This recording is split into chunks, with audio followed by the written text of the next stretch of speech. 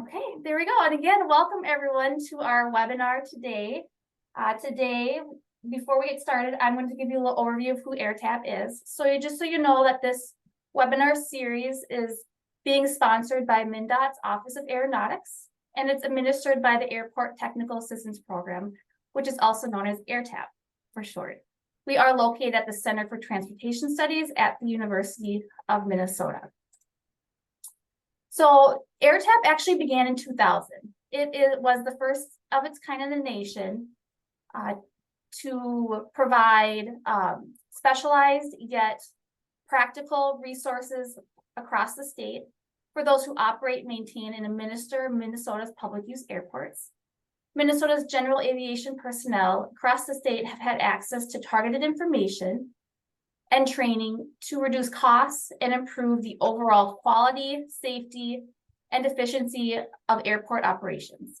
AirTAP also helps support airport staff build a community network for exchanging best practices and learning from one another. So a few of the main categories that AirTAP does, we help with education and training. So in addition to this webinar series, we have also offered in-person workshops. We provide technical assistance, access to experts, resources, and printed materials. We have plenty of things on our website. We have a quarterly briefings that comes out every quarter. And we also have some other printed materials related to emergency management planning. And we also, a part of the education is we help coordinate the airports conference, which is held every year at the end of April. And then, as I mentioned, this is a webinar series. This is the second of 4 that we have currently scheduled. We have 2 more coming up in January and February. As I mentioned earlier, these are all being recorded and they are made available on our website. So if you know someone that could benefit from it, please direct them to our website to review these recordings. There's no expiration date, so that's where they live from now on. And finally, if you are new to Zoom, there's a few things I want to point out. Along the bottom of the screen is a black ribbon of all the different features that Zoom has to offer for you today. Mute is all the way in the left-hand corner.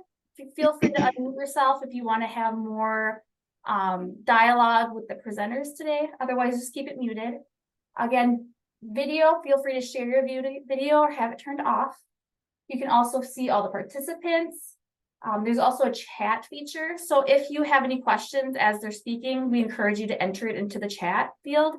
And then the presenters will get to it either shortly thereafter or at the end of the presentation. They'll be able to address everyone's questions at that time.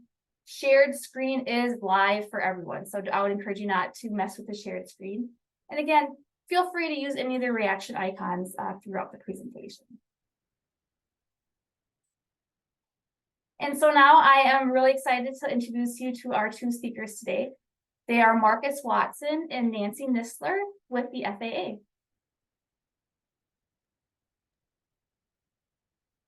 Thank you, Catherine. I'll just introduce myself. I am Nancy. I've been with the FAA for about 34 years, and I'm a program manager. I am retiring in March, so now I'm transitioning my workload to others, and I'm going to train some of our new program managers. Marcus, do you want to introduce yourself quick? Absolutely. Good morning, everybody. I am Marcus Watson. I'm a community planner in the Dakota, Minnesota ADO of the FAA. I've been with the ADO for about 1.5 years. Been within the airport industry for 17 years. And my primary responsibility is to review and provide technical feedback on CIPs, airport planning documents, and review and approve airport layout plans. All right. I am going to share my screen. I'm going to go off camera.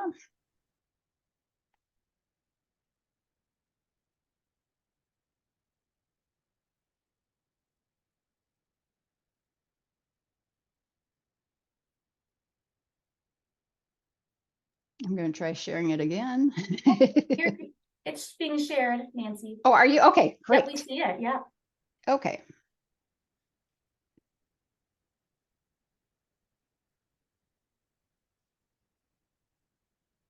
Today, we're going to talk to you about capital improvement plans, CIPs. We just finished up that process, so you're probably familiar with that. We're going to show how important a CIP is and how it fits in our overall plan. We're going to show you how we evaluate CIPs to help move your projects along. And Marcus is going to go over project readiness, which is a newer term that we're using, and he'll explain how we are able to move projects along. And then once he is done, I will come back on and I will talk about the pre-application process. So your CIP, it is a 5-year outlook on your proposed projects at the airport. And when you submit it, years 4 and 5 aren't as defined. You know, it might be you want to rehab your runway, but you're not sure if it's really rehab or reconstruction, or maybe you're thinking of an extension and you just don't have all the information together. So years 4 and 5 are squishy, as we would call it. And years 1 to 3, they are getting more defined and more realistic. We know more about the project. The planning is starting to become complete.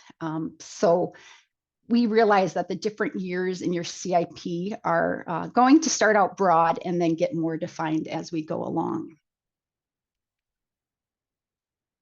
Your CIP, when we evaluate it, if we accept the CIP and the projects, it gets rolled up into what we call our ACIP. It's the Airport's Capital Improvement Plan. This is a plan that we create, and it has all the projects from Minnesota in this example, but really from all the airports nationwide. And to get funding, you need to be in our CIP. So that is one reason it's very important.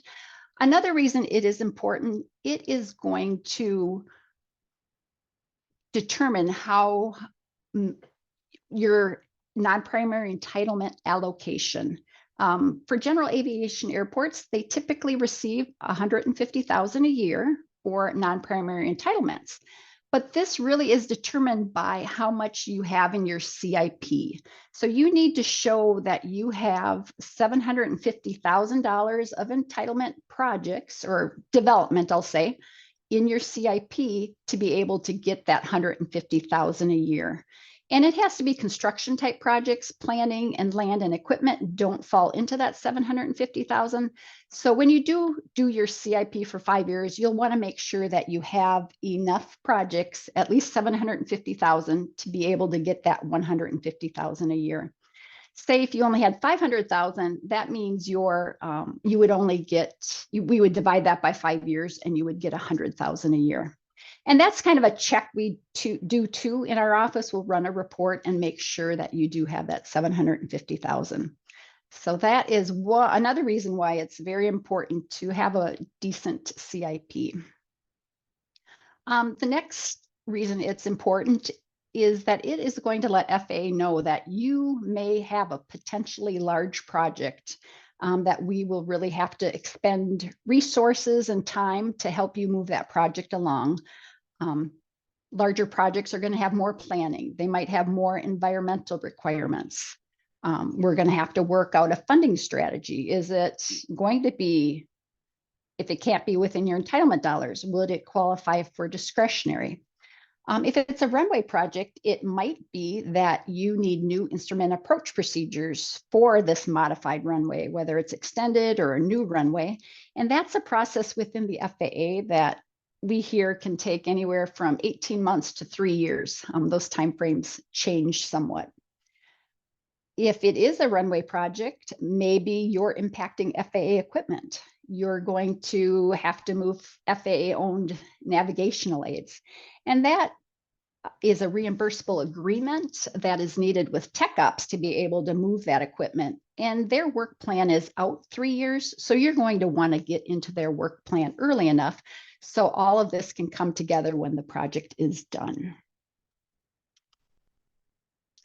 Marcus is going to get more into project information, but for the CIP, when we look at your projects, we look at it, do the projects make sense? Are you showing a runway extension? And does that make sense for your airport? We'll use the AIP handbook, the Airport Improvement Program, kind of our grant program handbook, to see if this is an eligible project. We'll take a look at planning. Have you started it? Is it complete? What is the status of that? And any project needs to be on an approved airport layout plan. So is it on that airport layout plan, or is it, can it be put on there? Is it, in a reasonable amount of time? Then we'll look at if there's a reasonable funding plan. If you aren't able to do that within your entitlement dollars, are there other funds that you could qualify for? And this comes into effect, like if you're looking for discretionary, we really have to look at how those projects rank and rate. And I will go over our national priority system. It's hard to describe over, Zoom here, but usually I would have like a little workshop or whatever, hand out packets, but I will do my best here, and you can always ask questions in the chat. So we have a national priority system, and this is how we rate and rank projects. I'll show you the grid in a moment, but you need to use your entitlement dollars on the highest priority work, and then your discretionary would compete on the lower priority projects. And our national priority system, it assigns a national priority rating, or NPR, and it's higher for certain projects, like safety and security are going to get higher projects. Preserving infrastructure rather than building new is going to be higher. Runways are going to be higher than taxiways. Taxiways are going to be higher than aprons. So let me show you what this grid looks like. There are over 300 work codes, but I just showed you a sampling here. So here is a work code that we would assign, and then our system automatically calculates the priority rating based on the size of airport. So the higher the rating, the better. So as you can see here, this is a safety project. This would be acquiring firefighting vehicles required by Part 139. And you can see the priority is higher. Installing fencing required by TSA, that's going to be higher. You can see rehabilitation, like say rehabilitate a runway, is an 85, but if you look at constructing a runway, that's 79.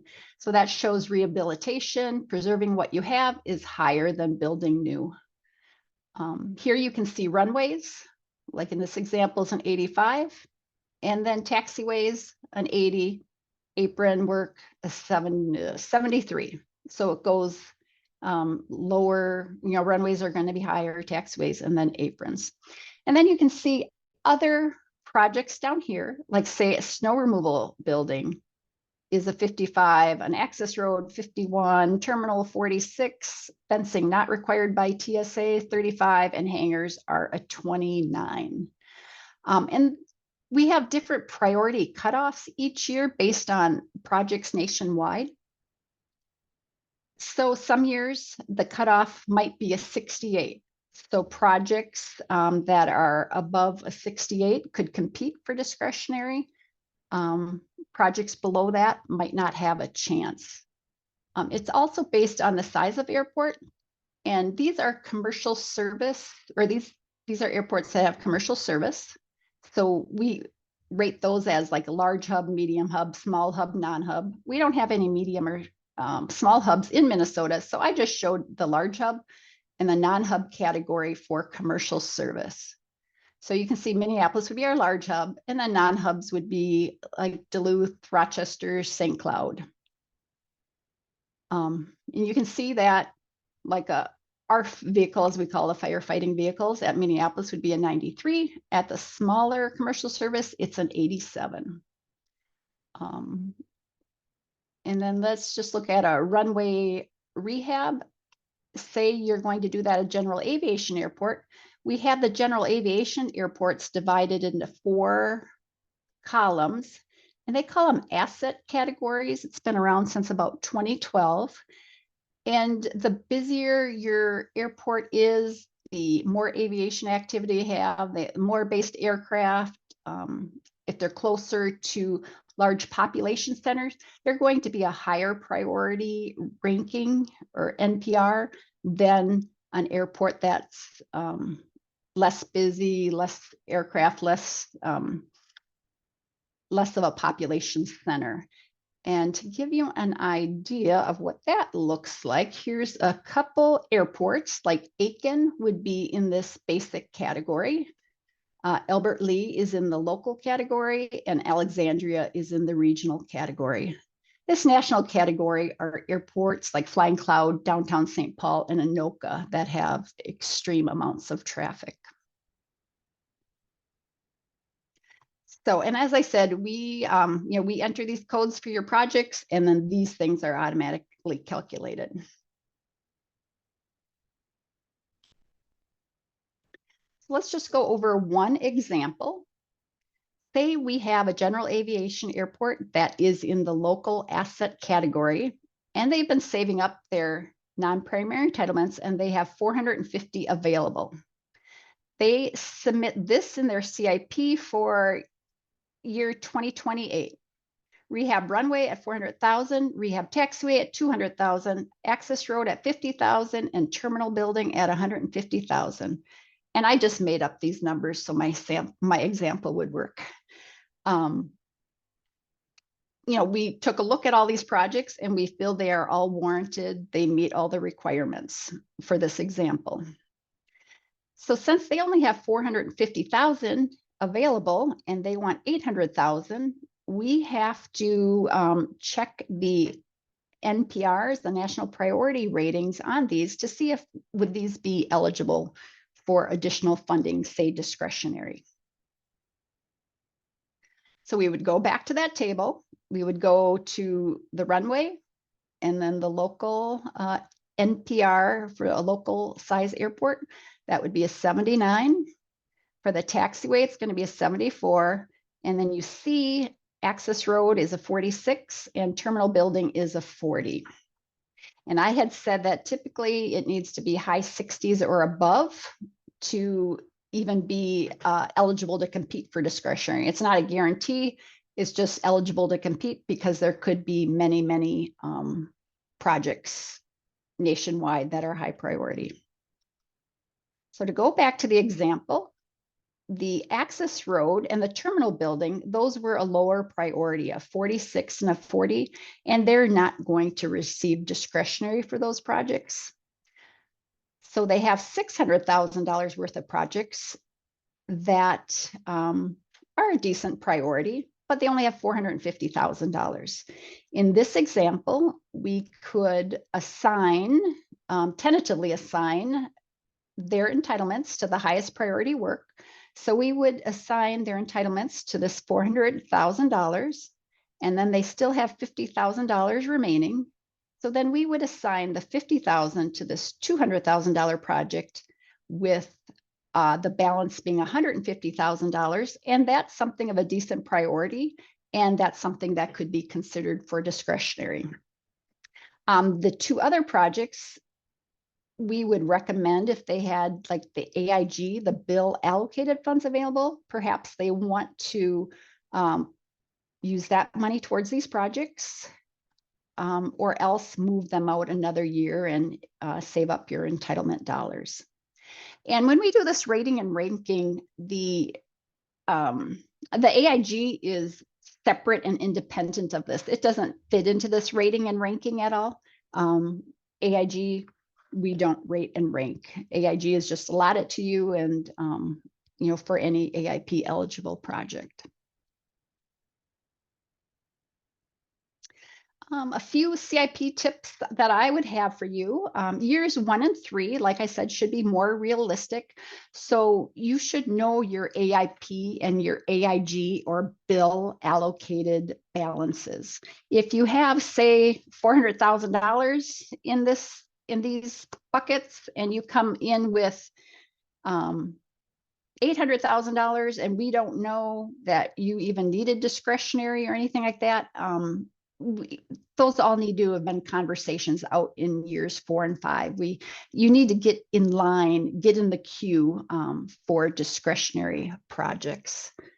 Also, when you're coming in with your projects, including PCI information is very helpful. Our system now requires us to enter PCI information into the system. You know, years 4 and 5, it's not going to be totally accurate, but years 1 to 3 should be more refined. And then also with AIG, or bill allocated, we call it many different things, and AIP, that money can't be mixed into one grant. They must be separate grants. So as you're planning your projects, you're going to want to consider, like, you know, do I have some AIG only projects? Do I have AIP only projects? Or maybe you have a larger project and you need funding from both categories. So then we have to do some kind of proration on the money. So maybe 52% of the project is in the AIG and 48% is in the AIP grant. But these are all conversations you should have with your program manager, because it can get a little confusing, you know, at year end, and we're trying to figure out which money to put into which grant. So have those conversations early. And then breaking out your project components. I have another slide on that I'll go to. So often we'll see, like, you might be seal coating, you know, all the pavement surfaces. You're going to do your runway, your taxiway, your apron. And again, these are just made up numbers here. So we'll often see CIPs or for seal coat of all these pavements, $60,000. But in our system, those are 3 different projects and we have to break them out. So if you do have a situation like that, if you could just break it out into each line item, you know, what your federal share is, that would help us a lot. And it saves us from having to go back and ask questions. Similarly, with a runway rehab, this is an example where we need to know what's involved. Often we'll just get rehab runway, but we need to know if there's lighting, signs, PAPIs, rails, wind cones, you know, what is involved in that. And if there is more than just working on the pavement, just break those down and give the federal share in those. Really just tell us all the pieces. And then this is my final slide on CIPs. We received the AIG bill allocated funds in 2022. Each airport was allotted an amount. That initial money from 2022 is going to expire September 30th, 2025, if it's not in a grant. So if you do have 2022 money on the books, please know you need to get that under grant by summer 2025. So next CIP update, make sure you include some projects. And if you need to know any of your AIG bill allocated balances, just talk with your program manager and they can provide you that information. Now I am going to turn it over to Marcus, who will discuss project readiness with you. Great, thanks, Nancy.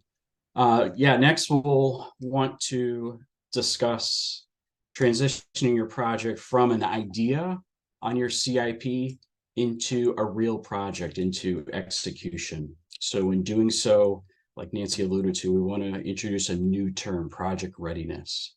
And project readiness really means to be prepared for development and implementation as planned on your CIP.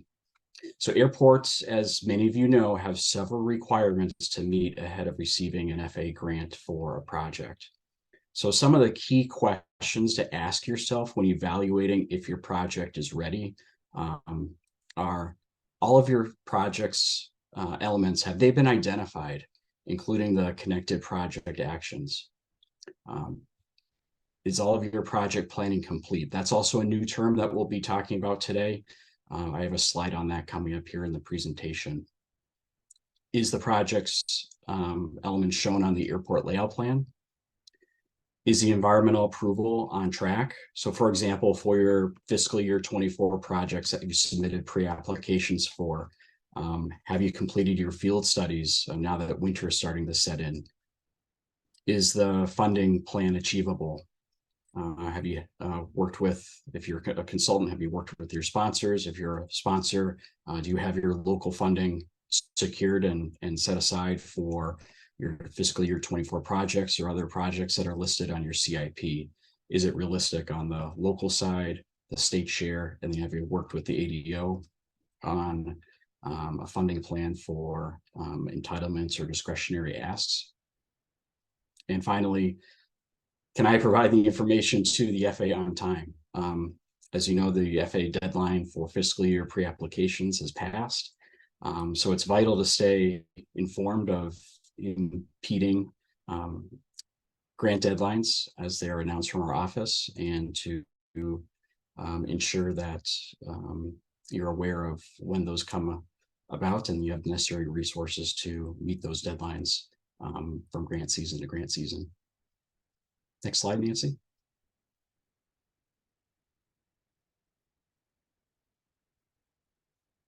So planning complete. Let's talk about that term. So again, relatively new term. It's a milestone. So we define planning complete as being achieved when our office has accepted or confirmed different project elements as being completed for what you want to do for your project.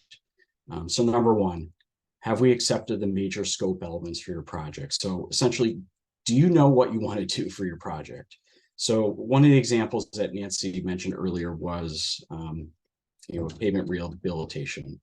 We need to understand what is the scope of that? Is it rehabilitating pavement? Is it a reconstruction? Those are two different and distinct terms. They have different requirements tied to them. A reconstruction does tie in the requirement to meet FAA standards and to bring the geometry and the element that you're touching, whether it be the runway, taxiway, or apron, up to current FAA standards. So it does may have a significant effect on your airport. And so all that information that's needed from the planning process does tie into what that project scope element is. So defining what that scope is very important as part of the planning process. Does it meet FAA design standards? Is the project eligible and justified? Does it have a realistic and achievable funding plan? So again, as Nancy alluded to earlier, getting on the CIP and identifying especially those discretionary needs early is absolutely vital. And having those conversations with the ADO, because our funding is limited and the needs out there in the system are great. So having those conversations with us are very important to ensure that your project is on track for funding and can compete within the system amongst the other needs. And is the project shown or on a, as I say here, on a pathway to be shown on an approved airport layout plan? What we're looking for there is the project on the approved ALP, or is it on a draft airport layout plan that can be approved in time for the grant to be issued? Many of you out there that are listening probably have gone through a pen and ink change from our office here recently in the past year. Those are relatively simple changes to the airport layout plan. That's one example of something that may not be on your airport layout plan, but could be, and could be a type of change to incorporate into your airport layout plan that could be accepted by our office. So in that example, that could be a pathway forward to have a project shown on your airport layout plan.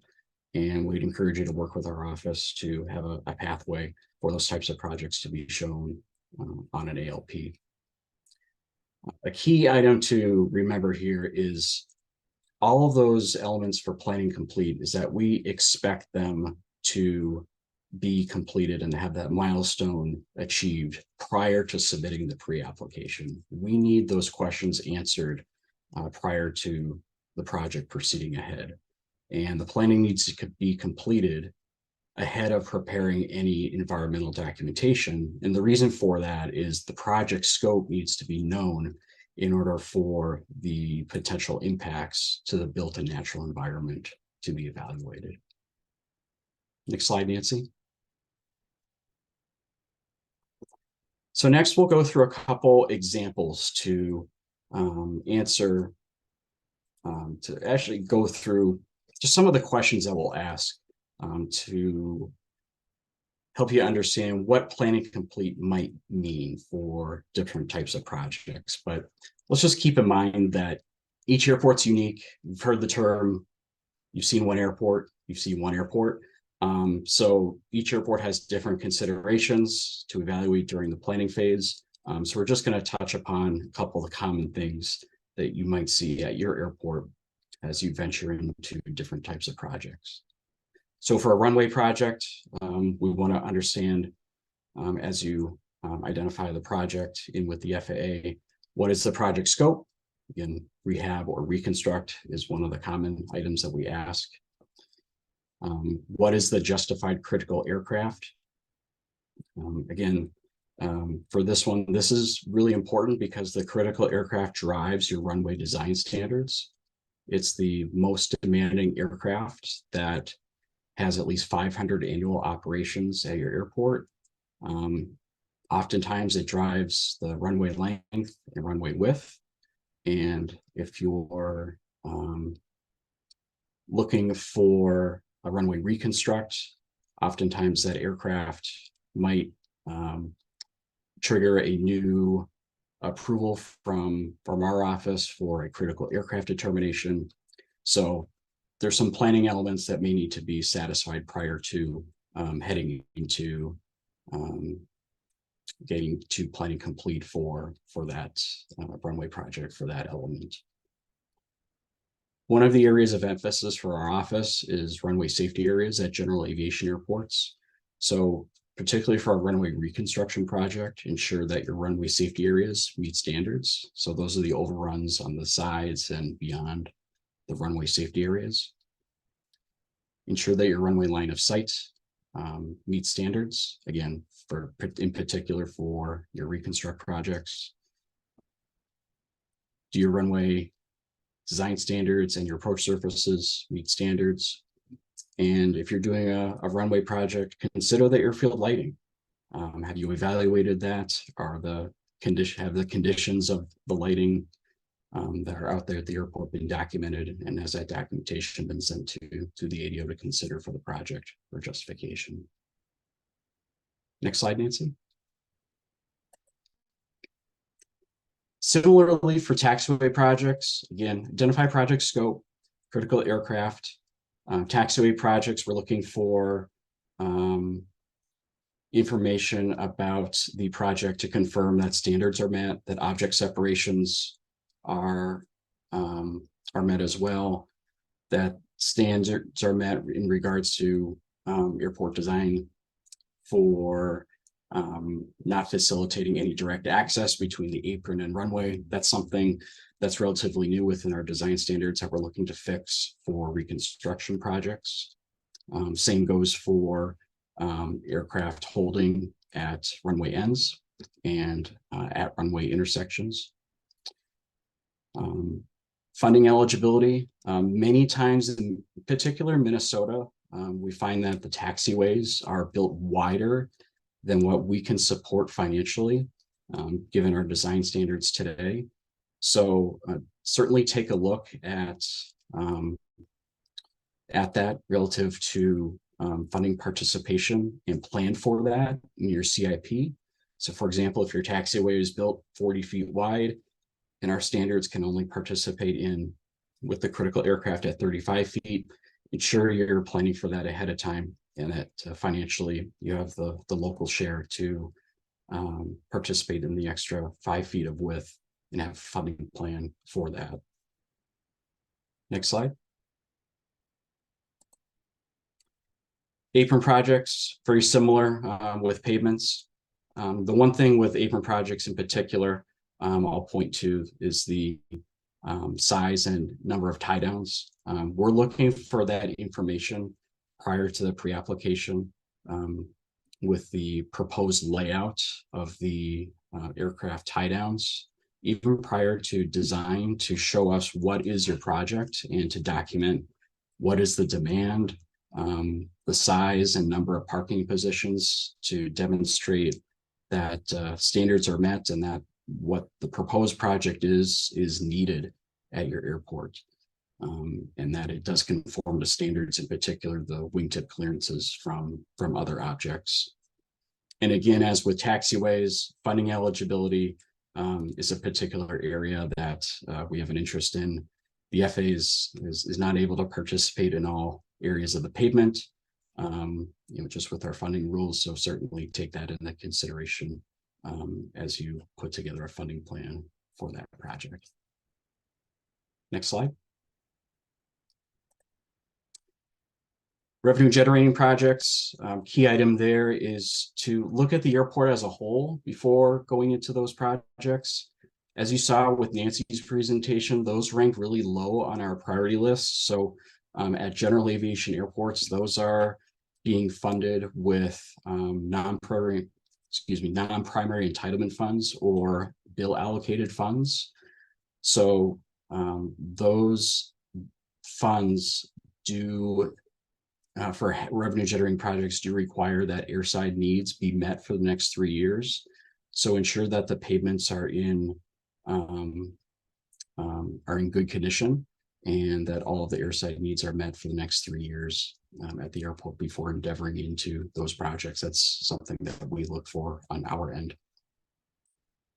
For terminal building projects, make sure that your methodology for sizing the terminal is completed. Any supporting planning studies are submitted to the FAA to have that information documented. The funding rules are pretty prescriptive with building projects. So ensure that all that background information is into the FAA, and funding eligibility information is also provided. Only certain spaces are eligible. So that's information that we'll need in order to determine the funding that can go into the terminal building. Next slide. Land projects. So in order for us to fund a land project to issue a grant, it's really a reimbursable project for the most part. So we need to see the airport have an executed purchase agreement or title and possession in order to issue a grant. So that's something that we look for as a requirement.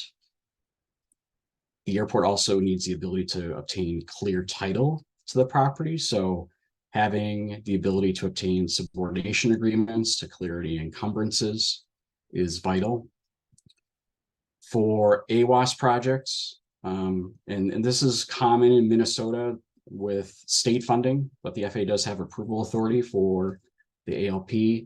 Just ensure that it's compatible with your airport layout plan, that the clear area or the critical area for the wind sensor is clear of obstructions, and that there's adequate land use control for the critical area and any of the infrastructure elements being proposed for the AWAS equipment. Next slide. So as you can see, with all the different types of projects, there are several questions to answer prior to submitting your pre-application to the FAA. So it's imperative that airports and their consultant budget sufficient time and resources to complete the work so that projects are ready. Projects that don't reach the planning complete milestone may have to shift. So changes to the airport CIP do have consequences. I like to say they have a trickle down effect. So if you shift one project down to a subsequent year, that may not fit with other projects within that year. We saw Nancy's example of how projects are ranked within the National Priority Code and how different types of funding can only be used with certain projects because of that. So not all projects can fit, and projects within that year may have to shift. So, it has consequences. So keep that in mind when allocating resources to different tasks and completing your overall development program. It's our goal at the ADO to support every project, but projects with outstanding questions, really those that aren't at the plan and complete milestone, may need more time than the grant year allows, which affords us the opportunity to focus on the projects that are ready to go within that grant season. Next slide. And lastly, on project readiness, here are a few things to consider if you have a project that's requesting larger discretionary funding. Funding is super competitive. There's lots of needs in the system. So as Nancy said, identify your needs on the CIP 5 years out.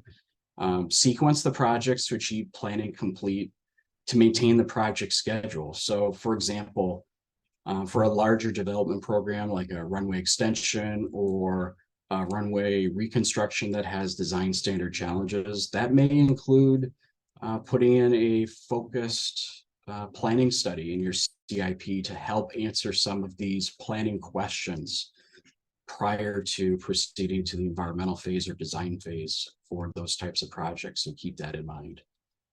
Engage with the ADO early and often. Tell us about your project and the local need. We like to hear from you. For discretionary projects, because it's larger funding, really comes the expectation that you have the project ready to go earlier. So the NEPA, which is your environmental clearance, and any land acquisition that's needed, we expect that to be completed by October 1st in the year prior to discretionary. So as you can see on there in the example, we expect land to be and NEPA to be completed October 1st of 23 if you have a discretionary request in 24. Entitlements need to be used for higher priority work, like in Nancy's example. So consider using entitlements for lower priority work in other years or your bill funding. No entitlement paybacks in a discretionary year. I know there's been, it's common practice to trade entitlements, transfer entitlements from airport to airport, but no paybacks in a discretionary year. And be prepared to be flexible with bidding in a discretionary year, just because of the FAA grant deadline. So bid the project into alternates in case you receive high bids, or just to maximize the opportunity to have a project with a distinct unit of work with a limited amount of funding that may be available. And be prepared for late grants. Last year, the grant application deadline was mid-July for discretionary. So September grant may be a possibility, but this, again, this is discretionary. So the schedule may be different and typically is different for entitlement grants, state apportionment grants, and bill and AIG funding is the most flexible with a rolling grant program. So next, Nancy will finish up and talk about pre-applications and project applications.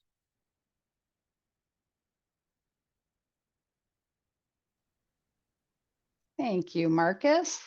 And of course, my screen is not moving slides. I'm not sure what's wrong.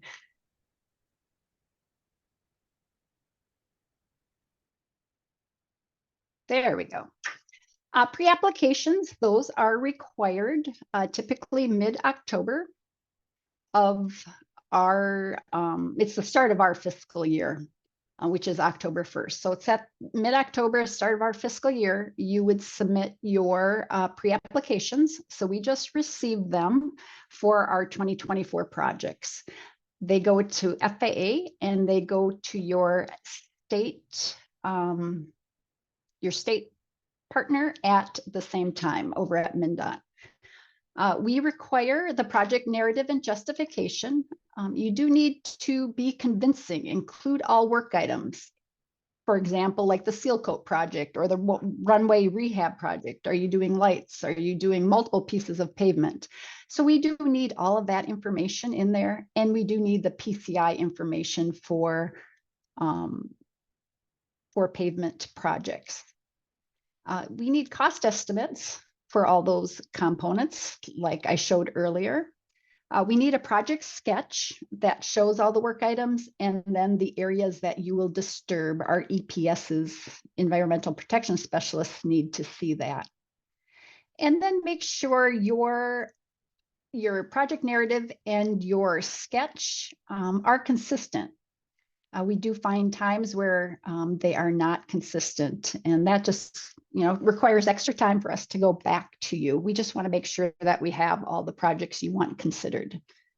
We need a 424 form signed by the airport sponsor. Pre-applications do not need a MnDOT signature. The next item is the SAM's registration date. This is something you update annually, and it's for all federal contracts, and it allows us to be able to program your project, issue a grant, and make payments. And if you have a problem with your SAM's registration date, we will let you know that. But just know that's something every year you should just get taken care of, so we don't have to hold anything up. We would also like to see your consultant selection date. We need to make sure that's within your 5-year window. And then a project schedule with milestones. It could be your scope of work, your independent fee estimate, design report, construction safety plan, plans and specs, grant application. It's just going to let us know that the project is moving forward and we'll be able to meet the deadlines that we have for the grant year.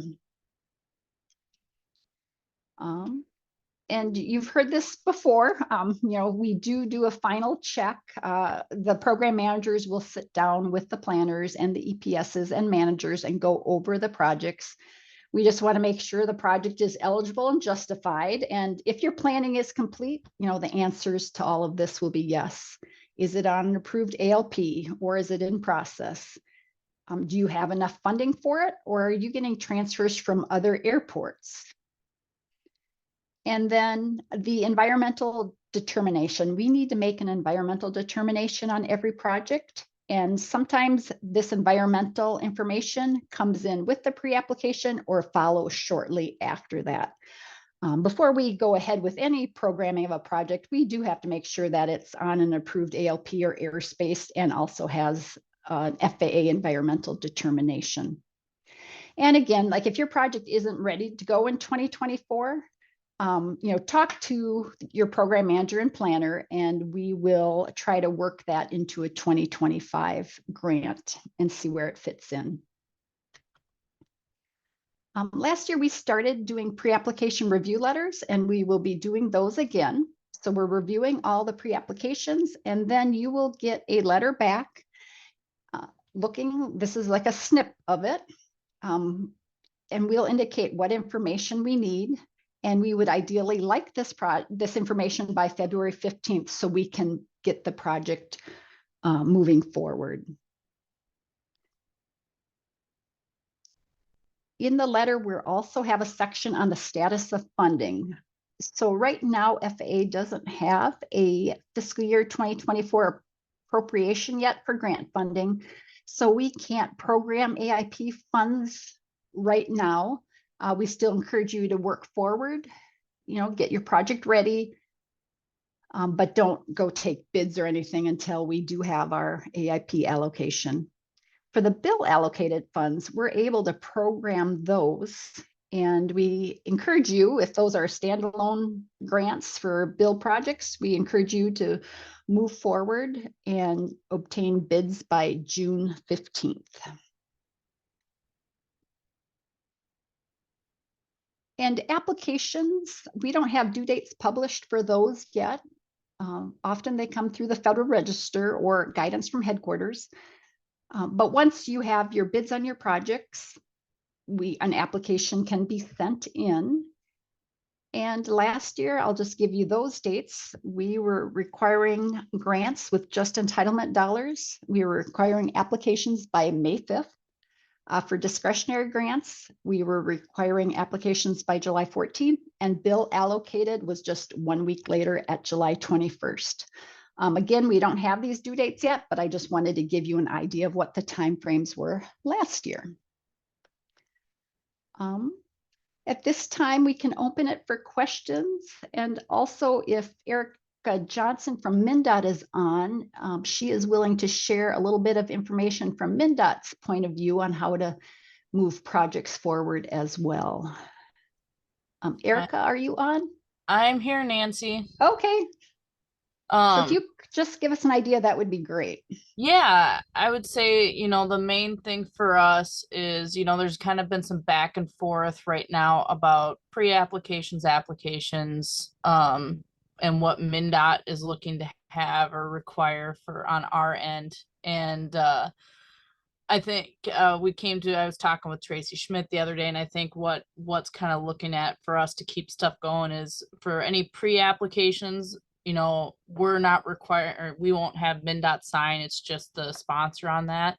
But when it comes to the actual pre-application in the spring, or the actual application, the 424 that's signed in the spring and sent in for that final date, that will be signed by MnDOT and have that second page, I think was created last year. And, we can work with the FAA on making sure that extra page is connected to make sure we have a signature page. But I would say the biggest thing that helps us at MnDOT making sure these projects keep, flowing through is making sure we're, connected with any email or any pre-application that comes through to in general. Just, it's nice to be on the same page. And I know sometimes we get missed because we're not in the forefront of that project, but also just discussing with us if there's any ineligible, kind of like Marcus was talking about, with the, if you have a taxiway that is 5 feet wider than your, that the FAA has eligible, normally we will do a state grant along with that eligible portion, our match. We will do a 70-30 or whatever your rate split is for MnDOT to help cover those existing costs. Now that's currently what we do. If things change, things always change, but that's right now our course, as long as it's an eligible cost on our end as well. But coordination with that is a big key. So we make sure that we know kind of what we're looking at in the future. And I know we've had discussions too on our state side, but making sure our cost splits always match up in the long run when we come up to these applications and everything. So I know that's something in the future we're going to look at, making sure that we kind of have some continuity over all the applications and everything to make sure that, we know what we're covering and, what's eligible, what's ineligible, and just getting on the same page. So we appreciate everybody always inviting us into the conversation to make sure that, we can use as much state dollars to help with these federal funds along with our state only projects.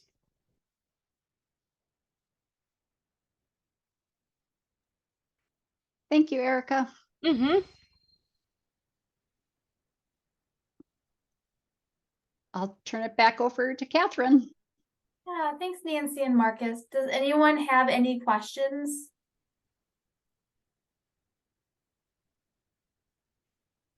No? Well, I'm sure you know Marcus and Nancy's email, so they would be more than happy to field any questions that you might think of later after this presentation or as you're working through these processes. I know they'll be great resources for you.